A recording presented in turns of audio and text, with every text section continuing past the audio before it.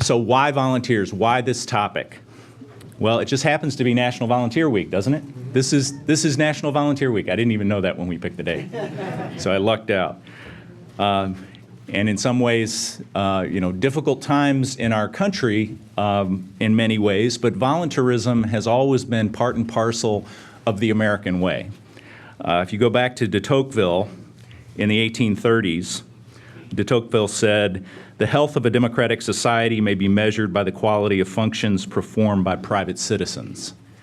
And went on a much longer quote, but I'll just summarize saying, what was unique at that time about the American way was the voluntary association of our citizens, the seeing a need, voluntarily organizing themselves, often in the form of nonprofits, but also independently, to address those needs in their communities. So where are we at in volunteerism? Data from the Corporation for National and Community Service tells us that we have 60+ million volunteers a year in the United States, nearly 8 billion hours of volunteerism, placing an estimated value of $184 billion on those hours, and that's using the proxy from the independent sector of about $23 per hour of volunteer time, which is based on earnable wages in the marketplace. And to put that in perspective, so we've got $184 billion in volunteer time. In direct giving from individuals, we have $265 billion coming in from individual donations to the sector. So in some ways, the total value given to the nonprofit sector, about 40% of it is coming from the value of our volunteer time. About 25% of us in the U.S. Volunteer annually, and we might get a chance to discuss differences by age, but what we have seen recently is that millennials are proving to be least likely to volunteer among the different cohorts. So Gen X and boomers volunteering closer to 30%. Older adults, about a quarter of them volunteer, and of course they provide the most average hours. So they're key even though they volunteer at a slightly lower rate. And one other note for you to keep in mind. So from research, we know that 80% of volunteers, people who give their time, also give money to charities, compared to 40% of non-volunteers. So volunteers are much more likely to double dip, give time and money to causes that they care about. My own personal research shows that volunteers tend to have better senses of humor, are more intelligent, far more attractive, finer individuals, and I think we'll eventually have the research to support that. So having said that, let me introduce our panel who has much more interesting things to say about this topic. I'll start with Jeff Griffiths here, who's closest to me. Jeff is the founder and executive director of HandsOn Northeast Ohio. He's focused in his professional life on identifying community needs and designing projects to meet those needs. He has been working with individuals, teams, and companies in Cleveland since 2007. He also, previous to that, worked with Chicago Cares, HandsOn affiliate, obviously in Chicago. Jeff has a bachelor's of science and education from Miami University. When he was there, he co-founded Miami's Make a Difference Day organization, which was one of the 10 recipients of an award from Newman's Own National Foundation and recognized by the Points of Light Foundation. Jeff is married to his high school sweetheart. This is from his bio. I didn't just ad lib here, and he's proud parent of three kids. Thank you for being here, Jeff. And then next, I'd like to welcome Joy Banish. Joy is the executive director of Greater Cleveland Volunteers. And if you had a chance to pick up the handout, we have a little grid that shows information on each of the three organizations that was at the check-in table. And if we'll get some brought in if you didn't get one. At Greater Cleveland Volunteers, Joy, in her work, supports over 2,000 volunteers who tend to be adults 18 and older, and working with more than 100 nonprofit organizations. She's been there since 1993. She started as a program coordinator and became the director of the Experience Corps that was located, that was part of the organization. She became the ED in 1999, and prior to being with Greater Cleveland Volunteers, she was the volunteer manager at the American Heart Association. Joy is a graduate of Mount Union College, now University of Mount Union, with a degree in communications. She's on the Center for Community Solutions Council on Older Persons. She's also involved with Broadway Slavic Village P16 Council, involved with the Church of the Savior Foundation, as a trustee and a president of the National Cabinet of Mount Union Women. Thank you for being here. And finally, Brian Broadbent, who is on the far end. Brian is the president and CEO of Business Volunteers Unlimited, BeView, the Center for Nonprofit Excellence, which was founded in 1993. BeView is a successful program for training and placing business professionals and executives on nonprofit boards of directors, among other things, as he will describe. Prior to coming to BeView, Brian was the Global Director of Human Resources for Accenture.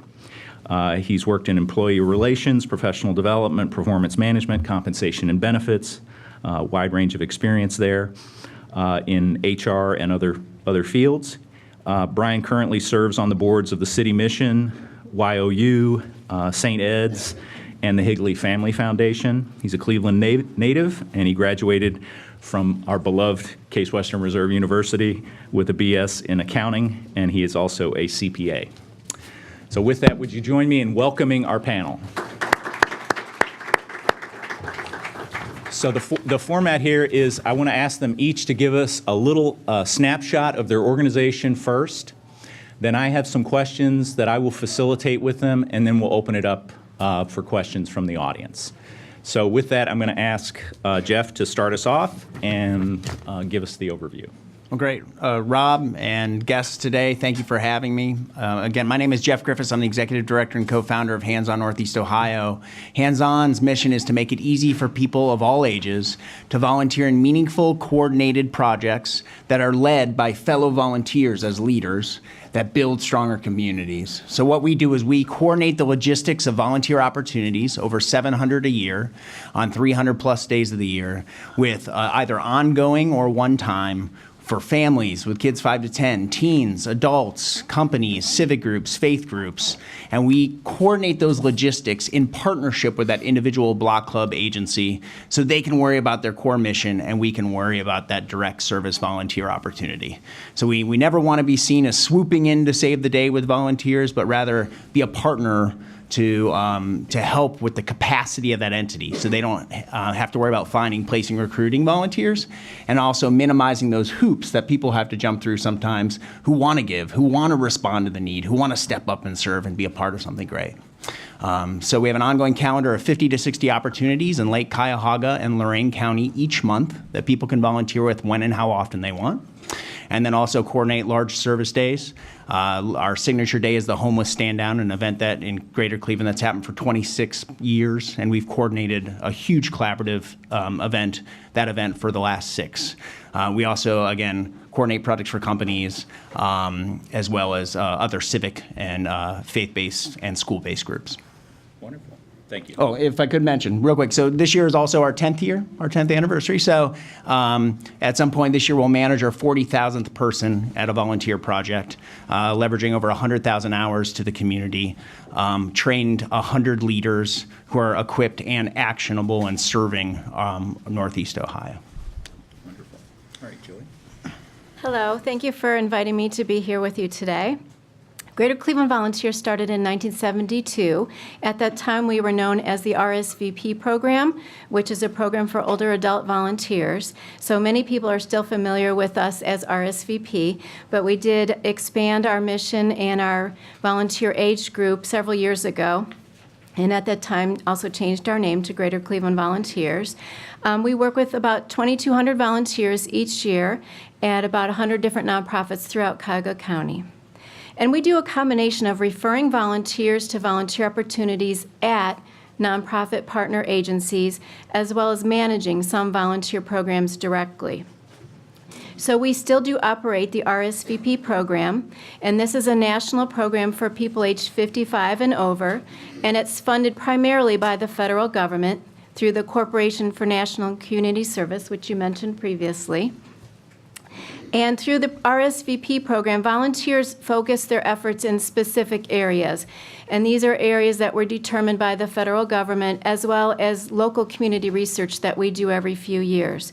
So volunteers are engaged in activities related to health, education, hunger, job preparedness, helping people who are out of work get back to work, mentoring, housing, disaster services, and services to other seniors. Volunteers are recruited for this program and then referred to one of our RSVP partner agencies. And then we keep track of what the volunteers do through their activities and measure the impact that they make in the community. Not only measuring the impact on the agency where they're serving, but on the clients that they're working with. And therefore, we have all this great information that we can share back with our federal funder. We do this each year, once a year, through surveys that we send out to the community and to our partners and our volunteers. One of the other programs that we run that's also a national program is called the AARP Foundation Experience Corps program.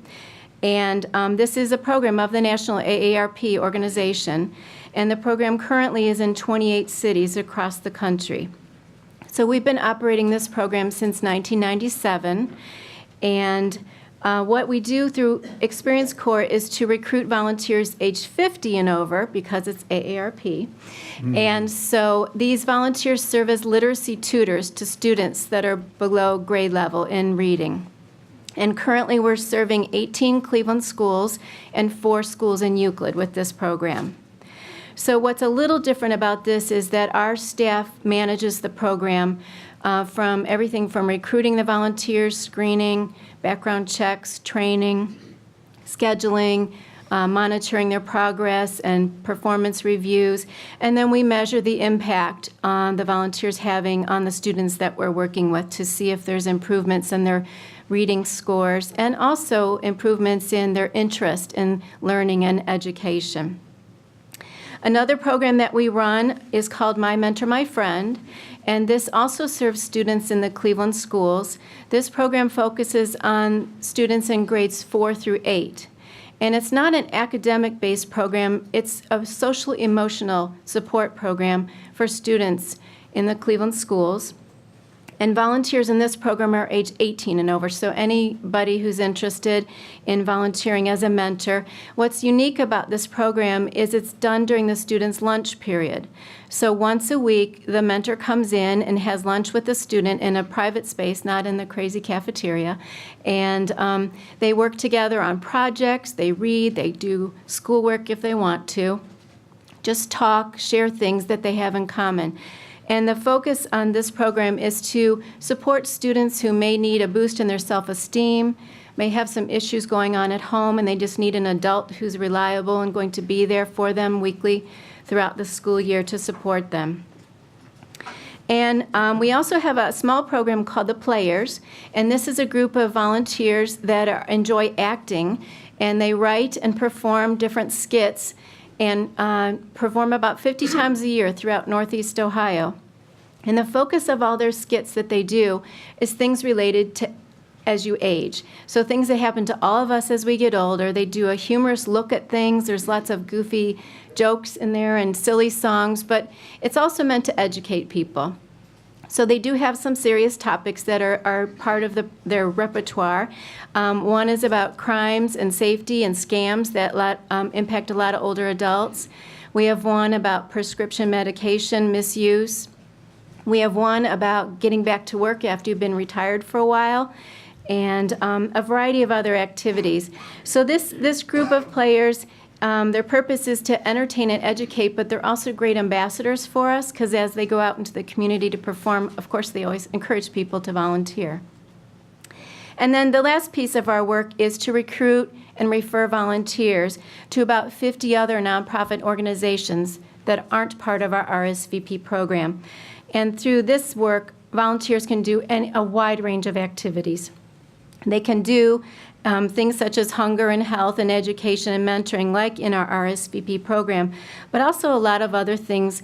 Whatever an agency needs help with, whether it's they're focusing on a special event, short-term project, the environment, if it's arts and culture related. So we refer about 1,100 volunteers every year to these organizations to help with various projects and activities. And our volunteers make varying commitments of time. Some of them want to just sign up to do done in a day or short-term projects, and other people make an ongoing commitment. So we offer a wide range of opportunities depending if, whatever works for the volunteer, depending on their availability. And we do have some brochures that are out in the lobby there if you're interested in taking one of those, or you could take a look at our website and learn more about what we do. Thank you. Thank you, Joy. I have to admit, I just got my AARP card, so now I'm eligible. My wife said, "Why did you get that card?" I'm like, "I love a discount, so why not?" All right, Brian. Okay. Well, good afternoon, everybody. First of all, thank you for your interest in this topic.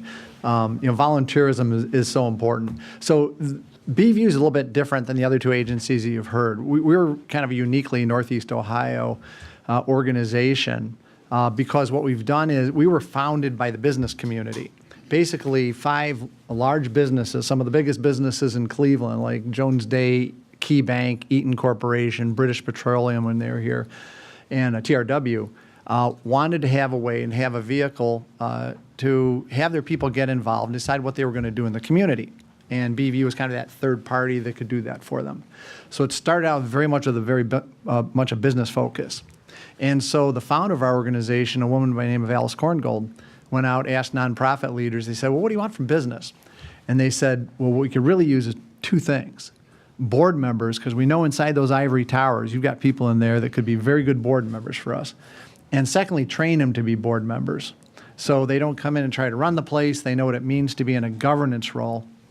And for those of you that have studied boards, understand boards, it's a very different thing being on a board than being in an operational role with a nonprofit. So that got us started. A number of businesses joined up. And so what our mission is to grow volunteerism in business and strengthen nonprofits. So it's really those 2 things. It's the easiest way to look at it. We work with 120 businesses right now and serve 900 nonprofits. Our geography is Cuyahoga County, Summit County, all bordering counties. So what do we do? The first thing we do is board matching process. So we just had our 3,000th board election in November, and we have about 200 people a year. I'm just curious, are any of you on any boards of nonprofits? Okay, some of the people in the back.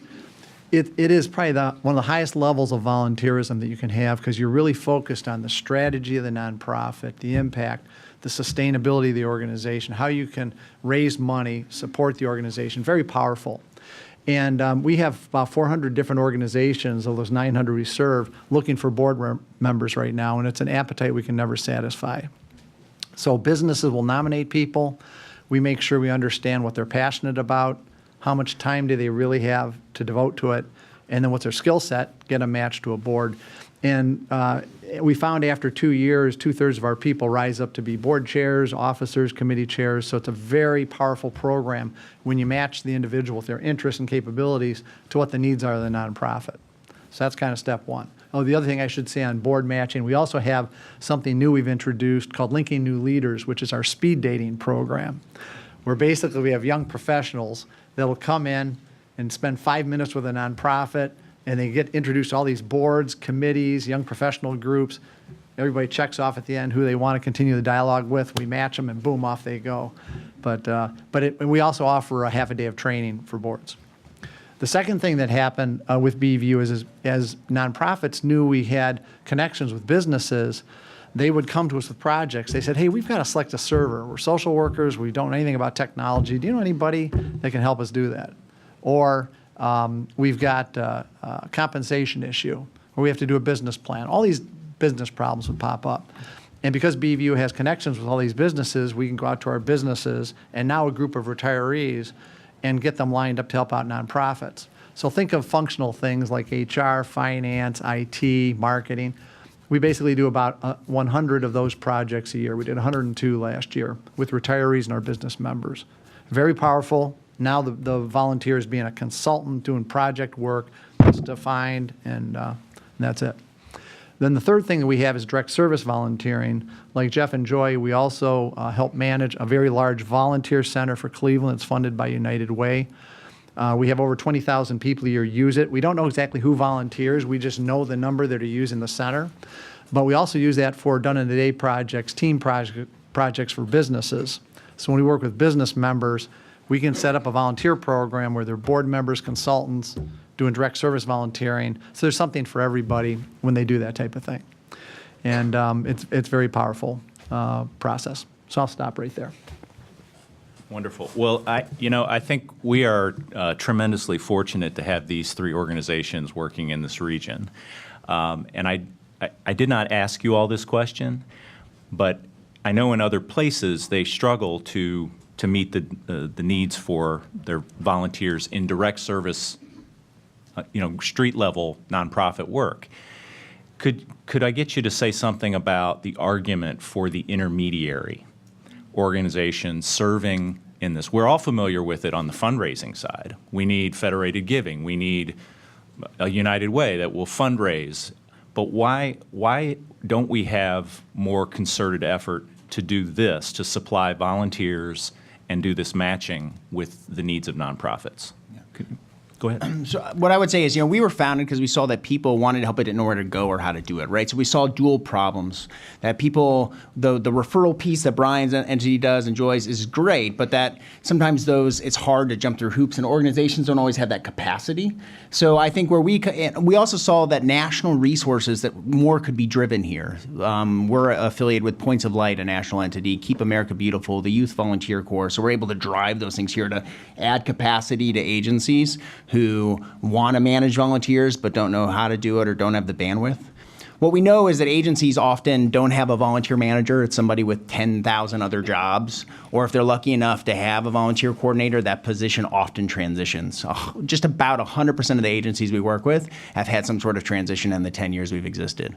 So our model, which is about an 80 or so other urban centers, we're the only one who does it in Ohio.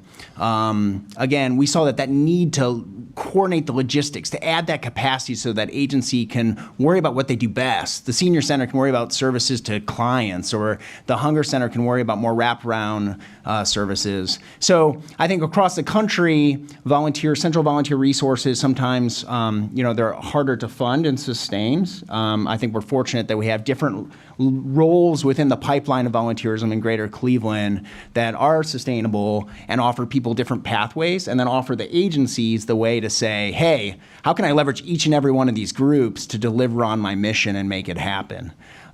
In Lorain County, we partner with the United Way there. They didn't have a volunteer center. Instead of creating their own thing or duplicating a service, they fund us to do the work with them in partnership.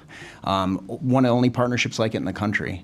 So instead of silos, how do we do what we do best and leverage it to increase capacity within community and solve problems? That's really helpful. I'd like to just add, I still get people that ask me the question of, why do you need money? Volunteers are free. And so you have to do a lot of education to the general public and some funders, unfortunately, that volunteerism is not free. You have to invest in having a quality volunteer program in order to recruit volunteers and retain them. It's much like any HR function at any other company or organization. You really have to do a good job in recruiting and matching and training and supporting the volunteer. So that takes investment. And I think a lot of people don't understand that unless they're involved in a nonprofit or as a volunteer themselves. So I think that's part of the reason that there aren't a lot of volunteer management recruitment organizations, throughout the country. And I might add that even with the 3 of our organizations working every single day trying to recruit people, there still are not enough people to fill all the volunteer opportunities. And the minute you find someone to fill one, somebody else leaves. So it's just a constant effort to engage more people in service. And I'll just add, you can break it down into like the direct service volunteering that we're talking about, where people need to be guided where you can find opportunities. So our volunteer center has 600 different opportunities in there. People can search by zip code, type of nonprofit, day of the week. You need to have something that allows you to steer. The one thing the BeView really focuses on is a lot of this high-end volunteering, I'll call it, where you have the business skills going onto boards and doing pro bono consulting. That takes a very careful matching process. Because just taking pro bono consulting is we go out and we're funded by foundations to go out and do what we call needs assessments of nonprofits. How many open board positions do you have? What are the things keeping you up at night? And that's where some of the functional consulting pops out. And so you then have to be able to match what the nonprofit needs, articulate very clearly to a volunteer, so they come in, so the nonprofit knows what they're getting, the volunteer knows what they're going to be doing, and having a very tightly scoped project. And that's vital. Same thing with boards. People are better board members when they know how much time is it going to take, what do I have to write a check for, what am I expected to do as a board member. And what BeView does, we are kind of that intermediary. We've been funded by business and foundations to connect people, and so the two sides can talk to each other, and it makes for very powerful volunteerism when you can do it. How many of us in the audience have volunteered somewhere in the last year? Yay. Okay. Yeah. So let's talk about the volunteers, because we're talking at ourselves in a way. What are just in kind of the first cut, we're going to have several levels of this, but the first cut is volunteers come to this with a desire to help, to get involved, but they also have expectations they carry with them. And I want you to get you to talk a little bit about how do we, what do you see as the priorities for volunteers when they come in? What are you've mentioned maybe ease, but it's also the ability to connect with a particular gift that they feel that they have and they want to connect. But how can we think about this? Or is it everything and it's case by case? I guess. I think everyone is different, certainly. But I think to your point, some people have skills to give. Some people have skills they want to learn. People are new to the community or want to connect with community. People have a civic rent they feel they have to pay, right? We all have that awesome responsibility to do good and improve community. And regardless of age or demographic or background or disability or anything, everyone has immense power to do that, right? So we each, and entities who are engaging volunteers, have such a responsibility to make sure then that want that person has is aligned to real need, that it's used wisely, and that it matches those expectations that folks have around purpose or well-being or connecting with other people, so that expectation to give and to want to help isn't at any point, that the perception of that service is matched with reality, right? That it's never an us serving them, whoever the us and them is, that it's people helping each other out, and we're empowering all people to improve community. People come to us, some people know exactly what they want to do as a volunteer. They're already connected to some organization and they just want to help there. Other people know they might want to do something with youth, but they're not sure what the choices are. And other people have no idea. And so those are actually the ones that take a little more time. So in our case of our agency, we ask the volunteers to fill out an enrollment form indicating their skills, their background, their interests, their availability, and then we can match that with the volunteer opportunities that we have in our database from our partner agencies. And then our staff talks with each volunteer and gives them suggestions of opportunities that fit what the volunteer's interests, skills, and availability are. And so we facilitate that matching and then make referrals for them to the partner agency and then follow up to see if it worked out for them. Did they enjoy what the opportunity is? And also ask the partner agency, was this person a good fit for you or not? And if not, we'll continue working with the volunteer till we find the right opportunity. So to to piggyback on what you said, Jeff, it just doesn't happen automatically. For some people, it does. If you definitely know you want to do something at a particular agency, you just contact that organization and get started. But a lot of people aren't sure, and a lot of people also have so much going on in their life as far as availability and schedules and school and kids and work, that they need to know what's available when they do have time to give. So I think that's one thing that we can all offer, that we know when the opportunities are available and help somebody find one that fits with their schedule. Yeah, I would agree. The matching and understanding is very important. And so we've kind of learned, by asking key questions, what are your expectations? Where do you want to be able to give? And most people don't understand what's out there. So we break the nonprofit sector, which is extremely broad, into about 60 different categories. So people can choose different things and understand even the categories that are out there. Then you get into the question of location. Am I going to be using my skill set or not? And there's an interesting statistic that if you do direct service volunteering, you usually come back 50% of the time doing direct service volunteering. If you do something where you're doing more of the consulting, that type of thing, you come back 3/4 of the time. So there's when you're using some of your skill sets and doing something that's more powerful like that, you tend to return a little bit more often. So that's kind of an interesting data point, when you think about this. So with the direct service volunteering, and many of us are like this, you'll get invited by a friend to go out and do some volunteering, or somebody will say, hey, I'm on this board. You'd be a great board member. Why don't you come and do it? You can get lucky. It can work. But oftentimes it doesn't. It doesn't quite line up with what you really care about. So our advice is, keep searching. There's so many different opportunities, and there are enough vehicles around, especially in Cleveland, you can find something that will really strike a chord with you. Yeah, I think I would say, though, real quickly, that regardless of the level of volunteer engagement, board, skill-based, or anyone, every single one has immense power and the effect that you can have for that entity, So it's across the board. If it's organized appropriately, whether you're there one time or there 10 times, or you're using technical skill or you're using your heart, that can have a significant difference on that person, that place, that neighborhood, that animal, that thing that you're impacting.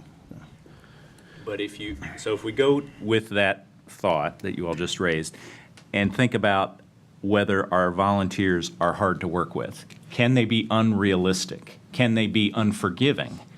I think of experiences where one of these done-in-a-day things, and I hear people saying, well, we're leaving. They've got too many people here. And that was like, they used that later saying, well, no, I'm never going to volunteer with them again because I was frustrated or it wasn't well organized. And I think several times you've already mentioned it needs to be, carefully planned, supported, right infrastructure. And I just wonder whether, right coming in the door, whether volunteers need to be briefed on what they can and can't expect. You've got a really good point. The whole idea of onboarding volunteers is vital, because whatever your experience is right out of the chute is going to really color your impression of what you're doing with your volunteer effort. So that's the type of advice we do all the time, whether you're doing direct service volunteers or going onto a board. You've got to, like a board member, orient them very clearly and then get them engaged with a committee, something you need them to do that's very actionable right away. First month, 2 months that they're on the board, you've got to do that. Same thing with the volunteer opportunity. Like, are you introducing them to the nonprofit? I'll take the Cleveland Food Bank. They do a great job, and many of you may have volunteered there already. A lot of people do. But they do a great job orienting the community to what the food bank's all about and the good it's doing. Now you go onto the food line and sort food, but you have a sense of the bigger purpose, and it kind of pulls at the heartstrings Jeff was just talking about. At every project that we manage, we're on the ground at that project with a volunteer leader, right? And so I think the onus for those expectations, regardless of what that expectation is of that person coming in, that organizations kind of responsibility is to have to be thoughtful about that experience that they're engaging someone in, right? To think about the right number of people. And that might smack in the face of the perception that the volunteer has about place or poverty or race or age or anything. And that's good. That's informing and connecting people to realities of community across the board, and hopefully how that engagement might look. So it might not always match the expectation, but I think if the organization is taking the time to inform them in advance, to prep them for what they're going to be doing, wear closed-toed shoes, leave your valuables in your car, whatever that is, right? And setting them up with a consistent structure of always letting them know what they're doing, recognizing them at the end, then you're going to match those expectations, or at least confront them. I wanted to add one more thing, that we do have some people that come to us with an interest in volunteering, and they have an unrealistic expectation that they can start volunteering the next day. And that's virtually impossible unless it's a special event, a one-time event, and they still need people. But almost every place that you're going to go volunteer, there's some sort of an intake process, whether it's filling out forms, it's a training, it's background checks, whatever.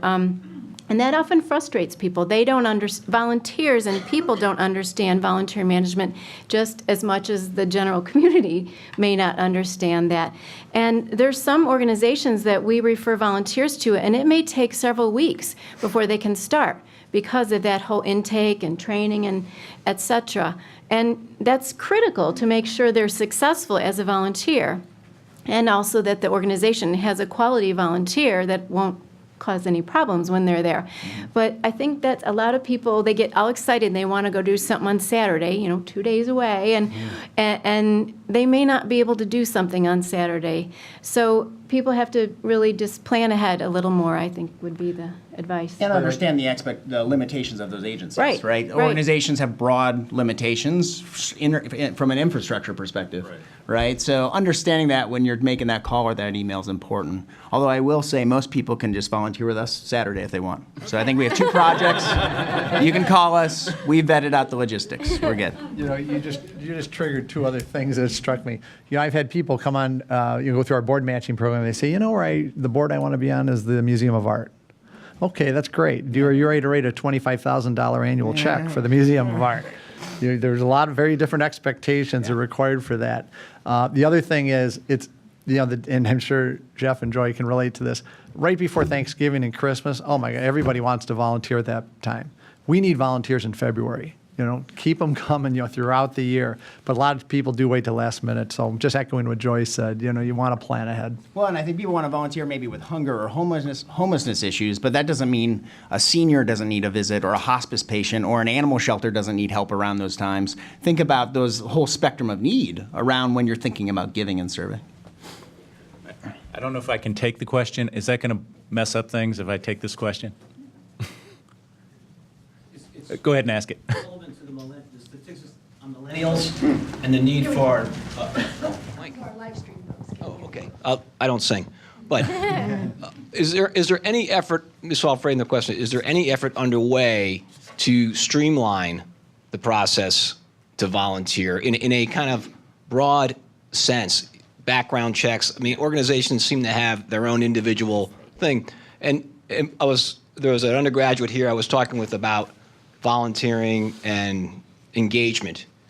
And he brought up the point that he was able to get up on a Saturday morning and sign up for a 5K race that day and go, and it was set up. They didn't need to know a week in advance or what have you. So I wonder about the sensibilities of folks kind of coming of age now being different from how we've traditionally been set up to receive volunteers? It's a great question. It's good, yeah, and we have a lot of millennials volunteering with us, so there are statistics for everything, right? So I think young people are just as apt in wanting to help make a change, and that might manifest itself in the civic hacking that's happening across community or neighborhoods or other things that are directly or indirectly service. But to your point, it depends on the agency or the need, right? If it's client-focused, you're dealing with people and humans and life and complex problems.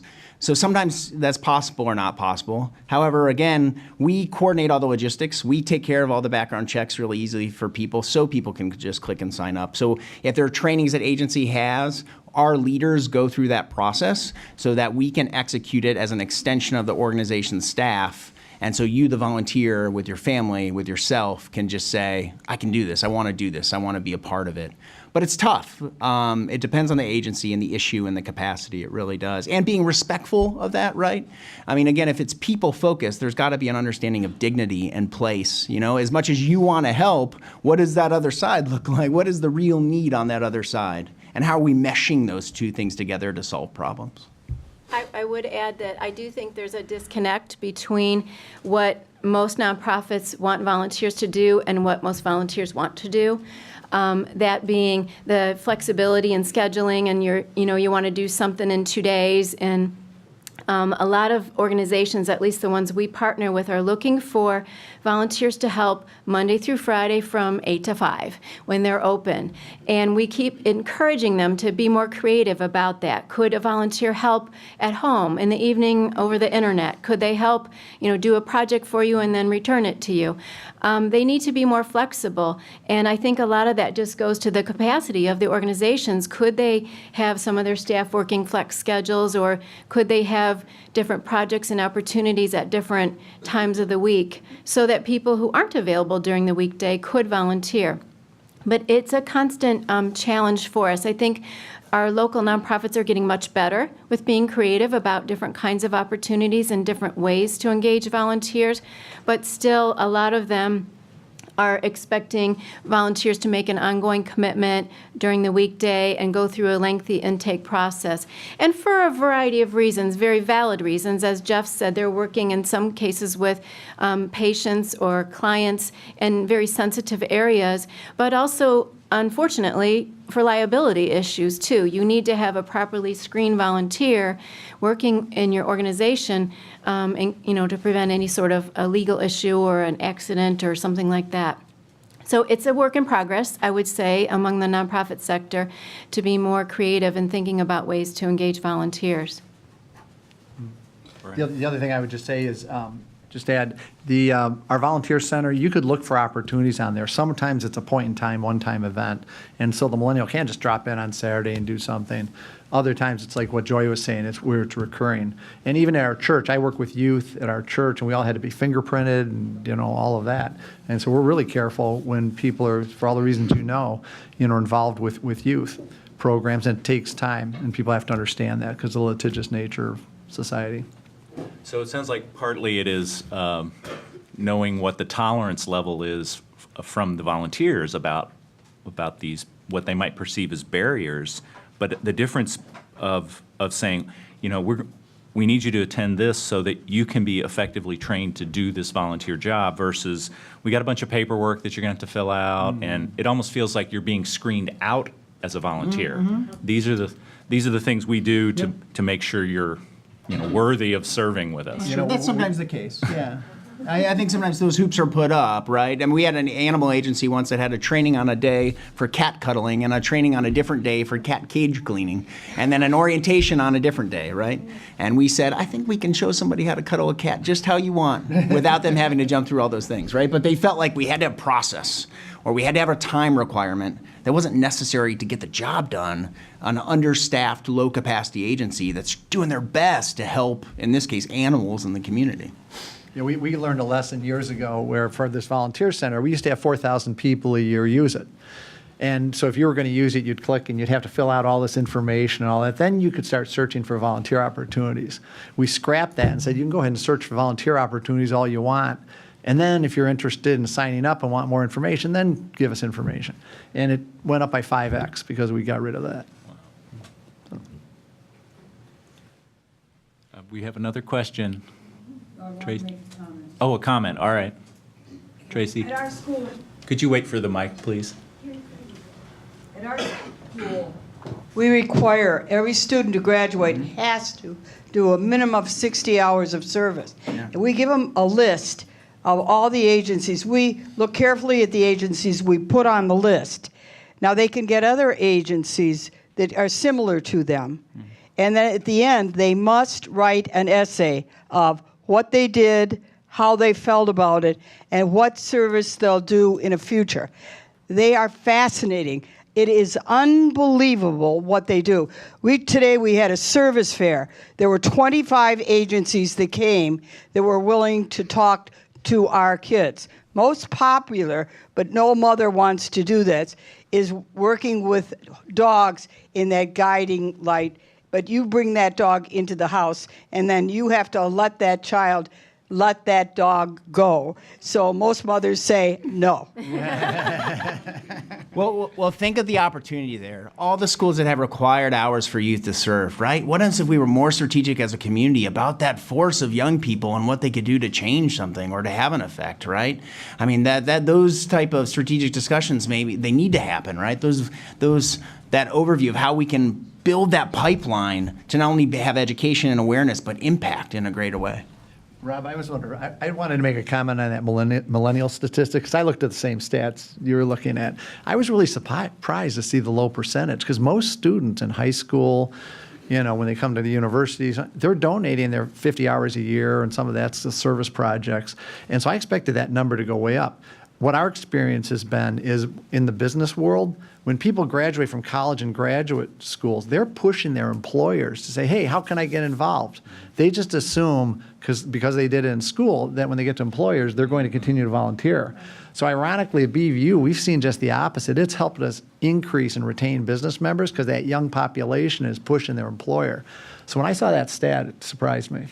It could be somewhat of a data fluke, I think, in how it's collected. I think older folks are better at accounting for their volunteer hours these days. Well, and that is true. The statistics on the number of people that volunteer in our country, that's only things that someone actually kept track of and wrote down. A volunteer turned in their hours or an organization reported it to the federal government. So there's so much volunteering and community engagement that happens all the time that people do not keep track of. Can we just take one more here? I have questions that I have written, and you guys are jumping ahead. Or should we keep going with a few questions? Well, let's go ahead and take the... Okay, well, we have 2 questions from the live stream. Okay. We'll save one for the Q&A, but one is statistics. So you've been mentioning statistics. The live stream viewers want to know where the statistics are coming from and if there's maybe a way to share some of those sources. I don't know what you say about... I know where mine came Through our national from. affiliate Points of Light, they've done lots of corporate as well as kind of civic studies on volunteerism and its impact. Also, I would say the Corporation of National Community Service is also a resource and a mechanism to get those national, state, and local statistics that come out annually in their Volunteering in America survey. I think the census might actually ask that question, and that's where we get every 10 years we get a nice snapshot. And there's a lot of corporate data out there from companies that they've done from a human resource perspective on the value of volunteerism for employees, as Brian mentioned, from a wellness perspective, recruitment and retention perspective for companies as well. The Corporation for National and Community Service puts out annual statistics, point-in-time statistics on that year. The other, there's a whole evidence base on the impacts of volunteering where they follow cohorts over time. But those are place-based and longitudinally specific studies. But CNCS has current data. Hi, guys. Hi. Hello. We'll take the live stream. Oh, my name is Stephanie. I have a question for Mr. Broadbent from BeView. So as you talk about matching people and professionals with some of the nonprofit organizations, what are some of the ways in which young professionals and recent graduates can become part of boards without having to pay that large sum that a lot of them require, but are able to give more time for the organizations? Yeah. Love that question, because it's a misnomer. A lot of people assume that if you're going to be on a board, you have to have gray hair and a lot of money to donate. I think they're thinking corporate boards. Many of our nonprofits are very glad to have people come through our process and get onto boards. So we always ask the nonprofit, we say, all right, what's the financial commitment if someone's going to be on your board? And it might be $250, $500, $1,000. The Art Museum, $25,000, but those are rare. Those are very high. Most don't cost that much money. Some people, many nonprofits will say we want to make sure we're in your top 3,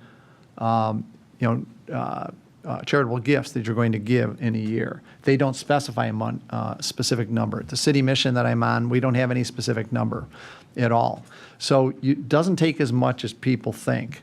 But they also have to think about the time they're going to commit. Does that fit into their schedule, especially when they're growing? And so we are trying to break that mindset that young people can be board members of nonprofits. Key Bank, they take very young people, they're going up through their management programs, they run them through our board training program. Nonprofits are delighted to have those folks. And it's almost the other extreme in the sense that many boards seem to have a blind spot in connecting with younger people. And they often say, well, we need somebody who knows about social media, and they look around the room and they go, well, none of us do. None of you. We need a younger board member, so that there's an advantage to bringing that to the Yeah, and if I could just give you table. a couple of statistics, we did a very special study in Akron where they were asking what is the age of board members, and we took like 200 of the most prominent nonprofit boards in Akron. Who are these folks? What's the racial diversity, gender diversity, age, all of that stuff? And we found that only 14% of those prominent boards had people under the age of 40. So we started something called a YP Leader Corps, that we call it. And so we've now trained and matched about 60 people over the last 2 years into some of these Akron boards that are all under the age of 40, funded by the Knight Foundation for this reason. But there's a huge need, so don't wait. And you don't have to work at a big company to be on a board. You can work and live anywhere. You don't have to work, right? I mean, people need passion and interest and time, I think fundamentally. Yes. All right, we will resume our regularly scheduled programming. So I want to go back to if I just think simply about the marketplace for volunteers. So the volunteers that's the supply side, and then we got the demand side, the nonprofit organizations. You guys can queue up the finest cohort of passionate volunteers who are ready to be plugged into opportunities. Can you talk a little bit about, and you probably have on your list, some organizations who you send good people there and they come back and they say, either that's not for me or that's a bad place. What are the mistakes that our nonprofit partners make in working with volunteers? Even if you're doing the work of recruiting good people, where are they getting off track in actually making effective use of their volunteers? I'll start. I think one of the things is that every organization that wishes to engage volunteers needs to invest in their volunteer program. They need to have someone there, whether it's a staff or another volunteer, to support the volunteers that are coming in, train them, be there while they're there. We had one organization years ago that wanted us to send volunteers to them, and no one was there except the volunteers, and they were so uncomfortable with that, being in charge, and so we no longer send them volunteers. But you really need to invest in your volunteer program and provide them with whatever training and background information and support. And so important is to make the volunteer feel appreciated. It's as simple as saying thank you to them every time they show up, remembering their birthdays, special occasions, inviting them to your staff parties, whatever it is. It doesn't have to be a lot of money. You just need to really show that the volunteer is an important piece of your organization. And one of the easy ways to do that is to sit down with the volunteer and let them know how they're doing and how much you appreciate their help, but also sharing how what they're doing is helping impact your organization's ability to carry out its mission, or how they're helping the clients they're working with, whatever the case may be. So I think just as you would invest in an employee that you're bringing on to your organization, you need to do that with volunteers. And a lot of times, nonprofits are stretched so thin financially that the volunteer department is the one that doesn't have the resources to be able to do a good job engaging volunteers.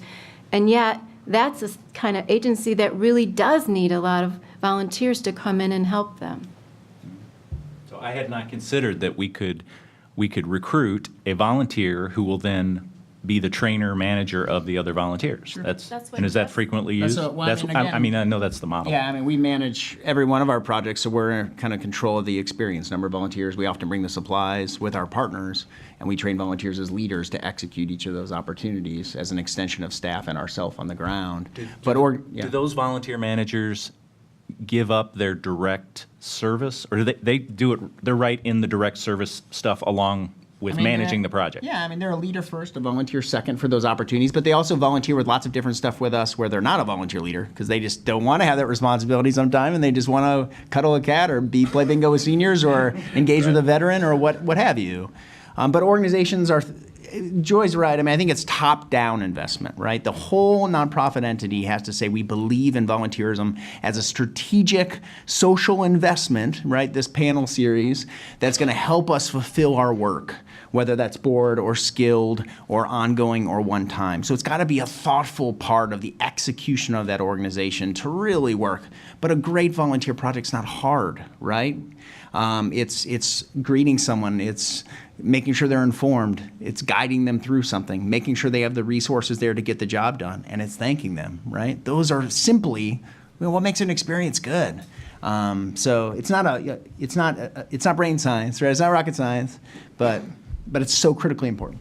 The other thing I guess I would add is that not every volunteer opportunity is right for every person. Yeah. So I think organizations need to come up with an opportunity that fits the volunteer's interests and needs and skills. Yes, we can have our long list of here's all the different things that we want volunteers to help with, but if someone comes to you and they're passionate about your organization and they want to help, you need to be creative and think of a way to engage them in perhaps a different type of opportunity that you hadn't thought of or wasn't on your list of things, because otherwise that volunteer is not going to stay engaged with you and they'll go volunteer somewhere else. Mm-hmm. So I think it's flexibility too. Mm-hmm. All right, I'm going to ask one more question. I think we've hit several others. I want to think about the volunteer as both an extension of service, a service provider, but also a customer. And how do we need to, and some organizations, the one that comes to mind is City Year, where you've got youth, they get trained, and they give a year of service, and City Year looks at the outcomes, not just the kids that City Year volunteers work with and how it helps them as service recipients, but what are the outcomes for the volunteer? Yeah. Mm-hmm. So help us think about that. Should we all be thinking about what are the outcomes for my volunteers as well as the outcomes they achieve for us? And we should be evaluating volunteer opportunities, whether it's one time or ongoing. We should be asking volunteers about their experience, their feedback, what they think could be better. That's going to help not only inform the success of that project, the understanding if there's been a change in that volunteer, feeling more empowered or informed or connected, but it also is going to improve that volunteer experience. Really listening and then changing based on that listening will have that impact. Customer should be the nonprofit. Of course, the volunteer is a critical customer and a donor and an advocate and a voice for that mission of that entity. So I think you do whatever it takes to provide a realistic and meaningful engagement that's linked to need. I think volunteers can be an organization's greatest ambassadors. Like if you go out to dinner somewhere and you have lousy food or lousy service, you're going to tell a bunch of people that it wasn't good and don't go to that restaurant. Well, the same thing can happen with the volunteer. If they go somewhere and they don't have a good experience, they're going to tell people. But on the flip side, if they have a great and meaningful experience and they feel appreciated, they're going to tell people, come volunteer with me, or this is such a great place. Yeah. And as you talked about before, many volunteers do turn into donors, financial donors. So you need to invest in the volunteer, and then hopefully down the road, they'll support your organization financially as well. So I think it's important that you treat volunteer not as someone coming to help you do work for free and you don't have to pay them, or a staff replacement. But as an investment, it's truly a partner with you and someone that you need to invest in. And oftentimes, longtime volunteers outlive staff members and directors and volunteer coordinators, right? Those are the heart and soul of fulfilling that mission, oftentimes. It's critical. I was going to say, there's a great program that the Cleveland Foundation launched that we're involved with. It's called an Encore program, and this is a classic twofer. Because what Cleveland Foundation was doing is they had a 100th anniversary. They wanted to do a couple of very significant programs. So what they wanted to do is help people engage over the age of 50 is considered to be encore, so most of you don't fit that. But people that are getting toward retirement or retiring and making sure they're engaged in the community. So there were about 5 different providers. Joy's doing it, BeView's doing it. And it was helping people do something significant in their lives. So we did something called an Encore Fellowship. Somebody retires from business. They go to work on a project. Think of that pro bono stuff I was talking about, but only it's 1,000 hours. It's a big project. They get a stipend, and then they what we found is after they do that for that 1,000 hours, a third of the people tend to join the board of that nonprofit where they work. A third tend to become employees of that nonprofit on a longer-term basis, either full or part-time. And a third then move on to other places in the nonprofit sector. So not only did the nonprofit sector get these incredible skills with this Encore Fellow, but the Encore Fellow has meaning and purpose in their life. And that was the second thing I was going to say. This whole, and Jeff touched on it, this whole idea where people are looking for purpose is just a longing kind of the human animal has. 2 weeks from tomorrow, right over at the Student Union, the Vail Center, we're going to be having a Purpose Conference from 9 to 4 o'clock. I know the Weatherhead School's participating and so on, but we're going to have all these businesses come in. We have a couple of keynote speakers talking about purpose, including Jody Berg. She's the CEO of Vitamix. And it's going to be an all-day event. But it's all about the importance of having people find purpose. Can your business help them find purpose? Are you as a business driving purpose into your organization? There's all sorts of business benefit, of retaining people, attracting people, better employer brand, and so on. But the point on this topic is this whole sense of purpose is vital. And so when, Robert, you were just asking about, do we have kind of a twofer here? For sure, because we want people to have very meaningful experiences and be able to make a difference, and they'll just keep coming back, be the ambassador Joy's talking about, and so on. So it's very powerful. I think a key part of that is communication. Be open and honest with volunteers about expectations, and that'll help from that customer service perspective, align what they want to do with the need, and to figure out how to continually improve it, and to inform them and to connect them. So be honest and open. All right. Well, I think we've laid a very nice foundation. Now I would like to take questions from the audience. And do I need to come out, or are you going to come up? Well, I have one from the live stream first. We did have one from live stream. And, then And it's for Brian. What are some of the biggest challenges of teaching board members to govern versus get involved in operations when serving on the board? Yeah. So I mentioned we do this half day of training for people that are board members. That's where we spell it out right then and there. And make sure that they're aware of it. Secondly, one thing we found is our board members, even if they've been trained that way, they may go onto a board and they say, hey, that's not happening on this board where I'm serving right now. So the BeView staff, we do 70 board consultations a year. Often it's to get the board back on the rails, so they're not going too deep in terms of things that the staff should be doing. So good training up front, consulting along the way, and but they have to have an awareness of the difference of governing versus operations. Very good. Okay, now, do you want me to do this, or are you going to do this? Thank you. And then we have one up here. Okay. Okay. I had a question for the three of you, kind of from a different perspective. How do you, and Brian, we've had this conversation, end up making yourself relevant so people come to you kind of as the conduit to these organizations where people directly go, take you out as the part of the linkage and just go volunteers, potential board members, right to the nonprofits? I think one of the things that our organization provides is the matching of the individual volunteers' interests, skills, availability with the volunteer opportunities. So they hopefully will have a good experience and not go somewhere and find out that it's not really what they thought it would be. That our staff provides that individualized assistance and in an ongoing way. We check in and make sure volunteers are happy. We have our volunteers actually enroll with our organization and keep in touch with them as long as they're with us, and remember their birthdays, and we have volunteer recognition celebrations, and we send them newsletters and make them feel like they're appreciated and share with them the impact they're making.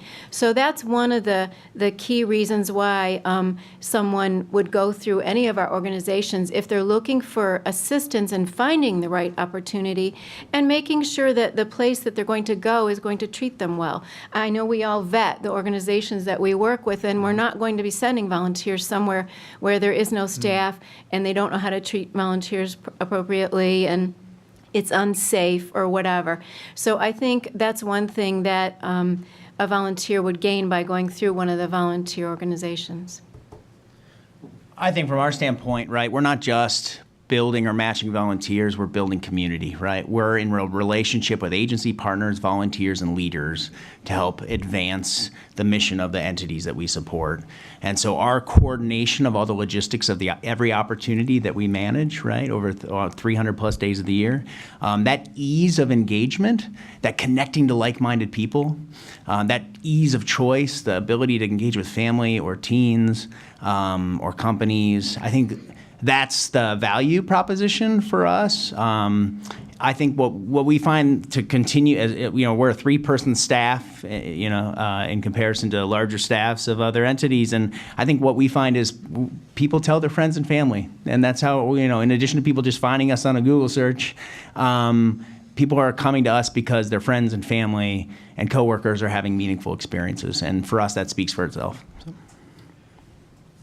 I can just add, it's kind of the business value proposition. We start with that to get people to something that will get their attention.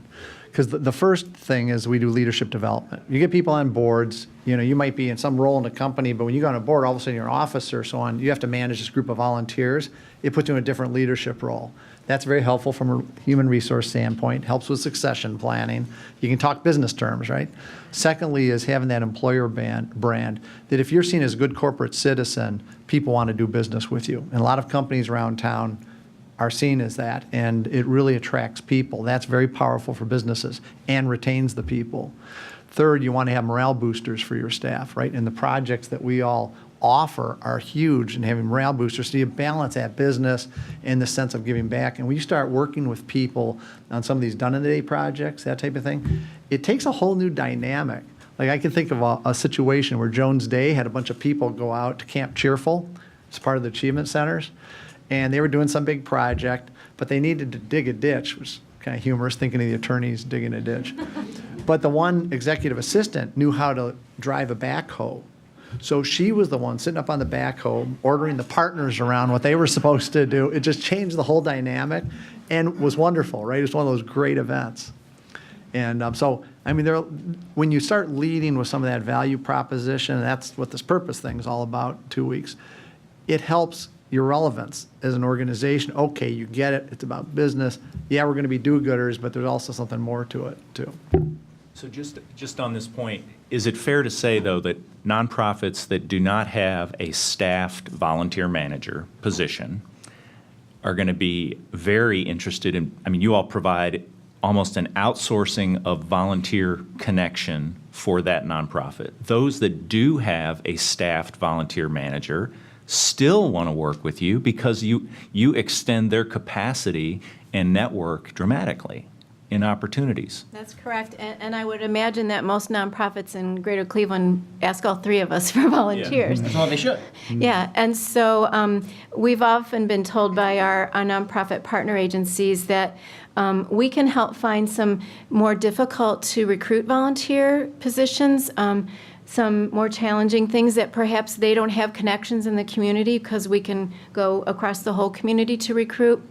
So some of our partners only ask us to fill 1 or 2 positions, things that they aren't able to find volunteers to do.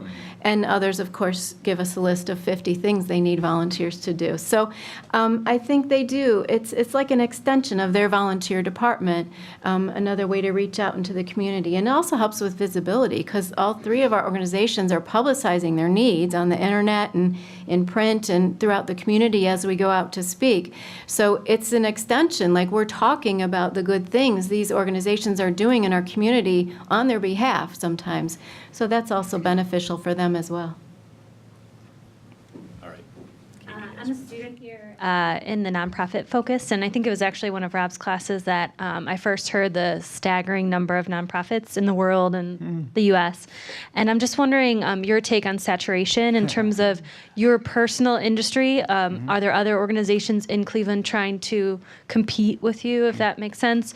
And then the nonprofits that are out there in Cleveland, I know that there's overlap, and have you played any role in helping to collaborate between those groups so that that goes away, even though it's not directly your focus? Yeah, I mean, I think the more we all talk, the better. The more strategic organizations are collaborating and working together, the better. Again, our example in Lorain County, I think, is really great. And again, it's one of the only ones in the country where an independent United Way and an independent volunteer organization, instead of competing and fighting against each other, are working together to utilize assets to advance community.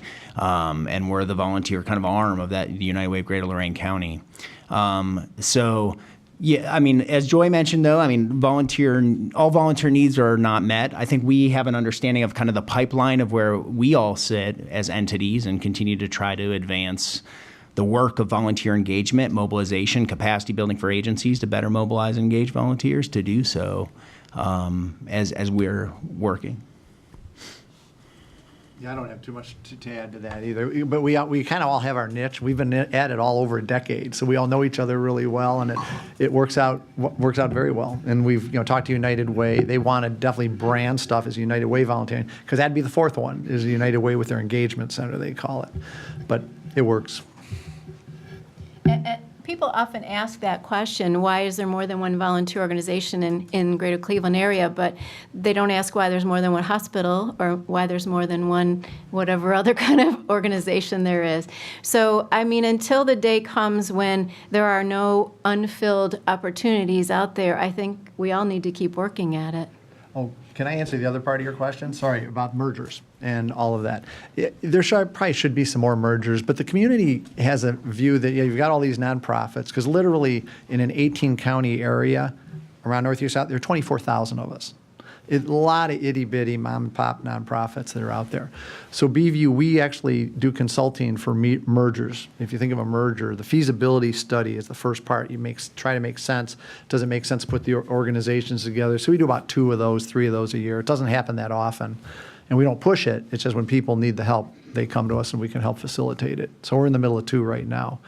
But it's there's unique geography. Everyone's got a little different role. Each of our agencies has a little different role that makes it unique enough that it works well. But if you're a board member, you should be considering, should you be collaborating, merging, doing something? And every board should ask that as they're doing strategic planning of who should they reach out to. And many more boards don't. And some executive directors don't want to look at it. But that would be a mistake. That's for the good of the community and the funding that these agencies have. They should address it. And there are some movements of collaborations that exist out there, whether it's around refugee issues or other issues. I mean, there are collaborations of like entities meeting and working, neighborhood issues like Slavic Village and others that are trying to leverage resources to, better execute a thing or work and to solve a longer term problem. I think of it kind of like in the giving space. If you have some people that want to give to United Way, and they can get their money to their resources to their destination they care about. There's other federated giving options that specialize, like the environmental community shares, the environmental. Not to put you guys in too much of a box, but if Brian's group is very effective at connecting with business folks, and Joy has this historical kind of seniors connection, and HandsOn to me is about engaging young people as they're coming up, because it's more nimble, seems, it's like on the spot, connecting with people. If we're able to connect with those, I worry about who are we not connecting with? Who are we not effectively connecting with? Because I think we have great organizations working in these domains. All right, we have a question in the back. Yes, in my long life, I've volunteered and sat on a number of boards and whatever, and the frequency, there's very low frequency with which volunteers' opinions are an input in whatever fashion is dealt with with any degree of respect, actually.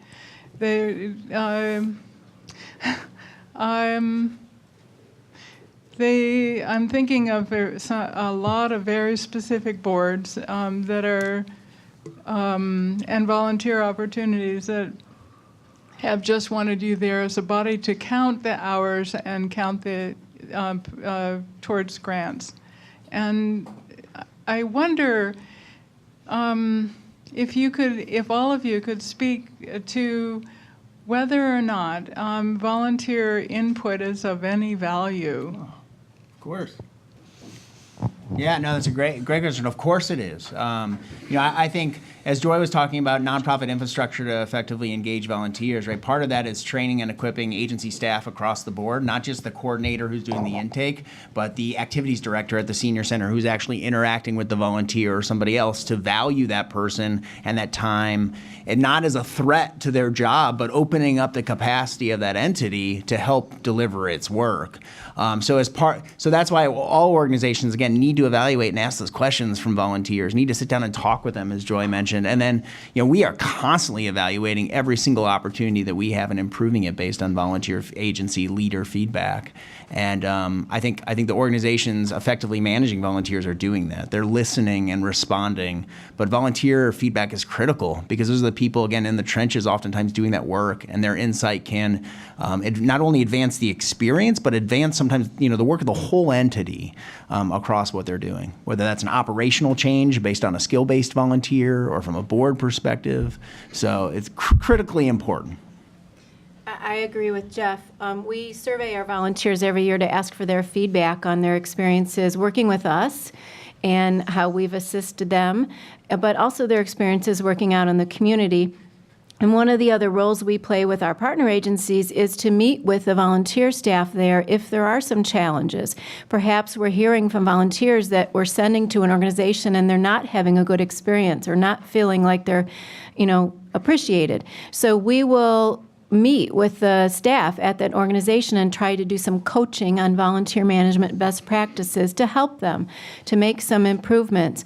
But I think part of this goes back to what I mentioned earlier about some organizations are just so leanly staffed that they just don't have the resources to have someone in the role of volunteer manager who has experience. You can actually get a degree in volunteer management.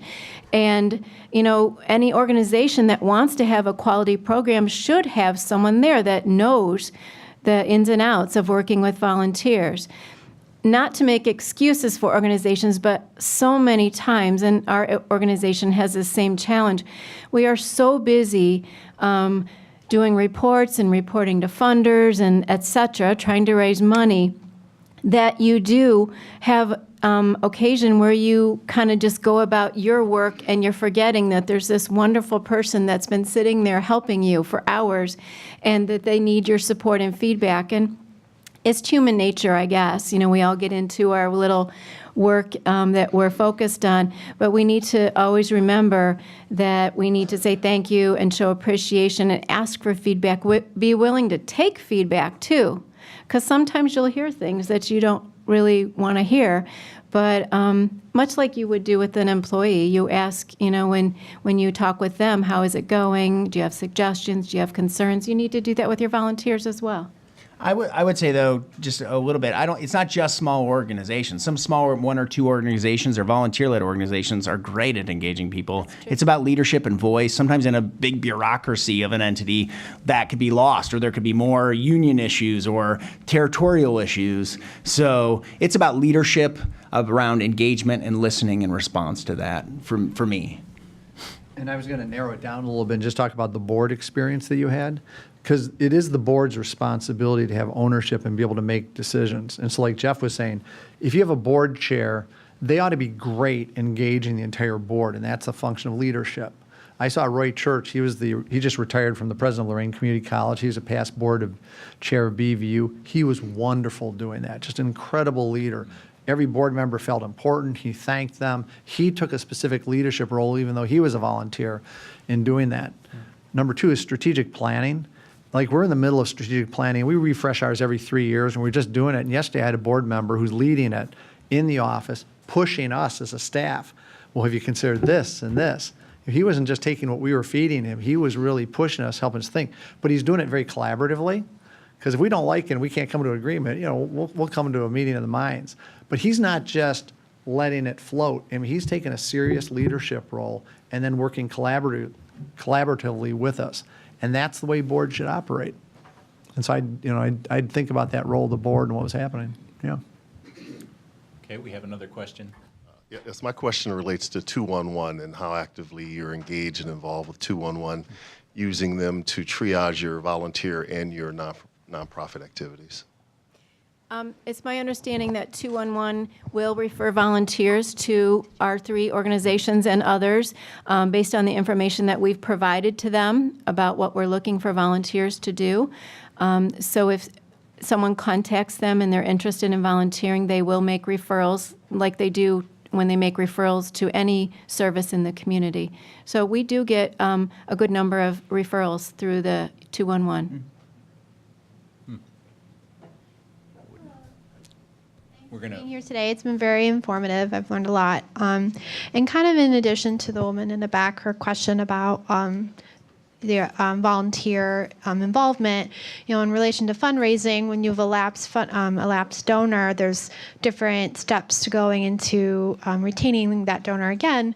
And if you have a volunteer who one year was extremely involved, or a board member who was extremely involved for many years, and then you find that they no longer are engaged, is there steps that you take to retrieve that that volunteer or board member again, or do you just, like you said earlier, once one volunteer leaves, another one will walk through the door? I think it goes to communication with them. Meet with the person and say, I noticed you haven't been as involved this year, and is there something going on in your life that prevents you from volunteering or attending meetings or whatever the case may be? And maybe they need a leave of absence or some time off, or perhaps they weren't enjoying what they were doing, and there's something else that you could get them involved with that would get them, more engaged again. But people have so much going on in their personal lives, and oftentimes they can't make an ongoing lifetime commitment as much as we would like them to do that. So you have to be flexible. We a lot of times we'll put our volunteers on what we call like an inactive status, and when they're ready to come back, doors open and we're happy to help them get re-engaged to the same place or somewhere else. So I think flexibility, but also it's a personal relationship, and you really need to ask them, is there something I can do to help you, or is there a reason why you're not engaged anymore? Yeah, life happens, right? And so people can volunteer and drop off or engage. We let people volunteer when and how often they want. So we have volunteers sometimes who we haven't seen in a couple of years who click and sign up, come to a project. Oh, I'm so sorry I haven't been there.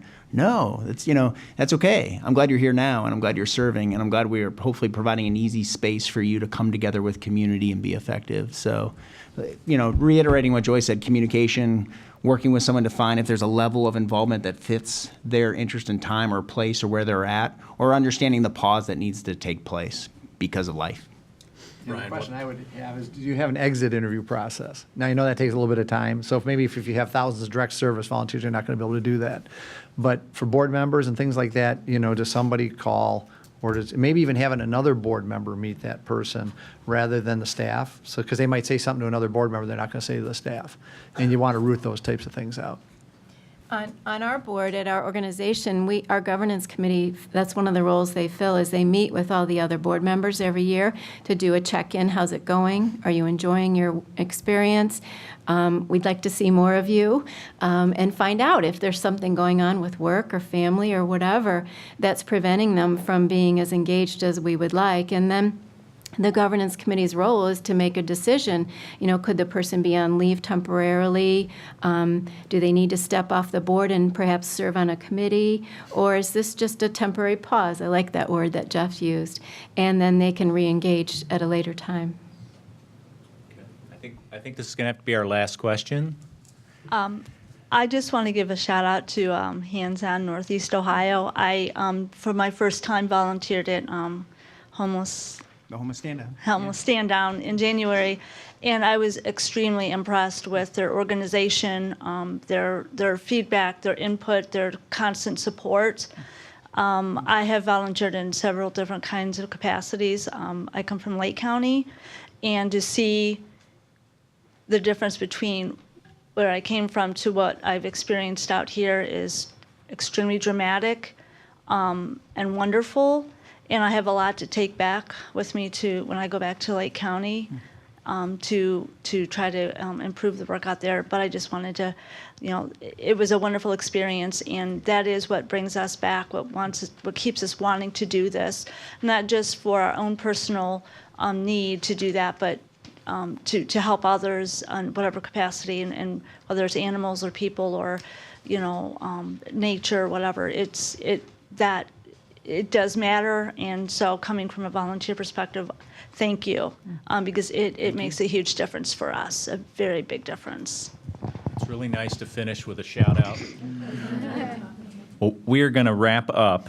Just one thing, if you wouldn't mind taking a moment and filling out our evaluation form for this session, and in particular, thinking ahead to next year, we are looking for topic ideas for things you'd like to see in our series next year. So if you have ideas, something you'd like to see a session on, a panel, speaker, please let us know. Would you please join me in thanking our wonderful guests for being here and sharing with us?